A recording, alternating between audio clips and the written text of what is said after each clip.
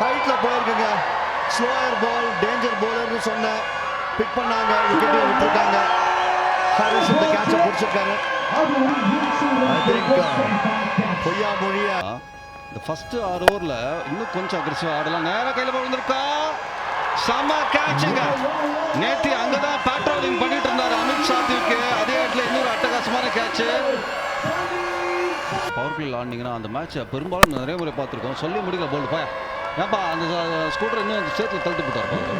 அது சேரல புதக்குழின்னு நினைக்கிறேன். வழக்கம் போல அவரோட சிக்னேச்சர் செலிப்ரேஷன் கையில போட்டு காமிச்சாரு. ஒரு கிரிப் ஆகணும். அப்பமே ஸ்லோவர் நீ பார்த்தனா கொஞ்சம் கிரிப் ஆகணும். ஆனால் பாரு நீ சொல்லி பிடிக்கிறேன் எடுத்துருக்காரு. நேரம் லபக்கு போய் விழுந்திருக்கு. ஒரே நேரம் கையில போய் விழுந்திருக்கா. நல்ல கேட்ச் எடுப்பாரு நினைக்கிறேன். அட் லாஸ்ட் பொய்யா மொழி மீண்டும் அந்த பிரேக் கொடுத்துருக்காரு. கையை நீட்டி அடிக்கிறதுக்கு நோ ஃபுட் ஒர்க். ஏன்னா கிராம்ஸ்னால நேராக கையில் போய் விழுந்திருக்கு.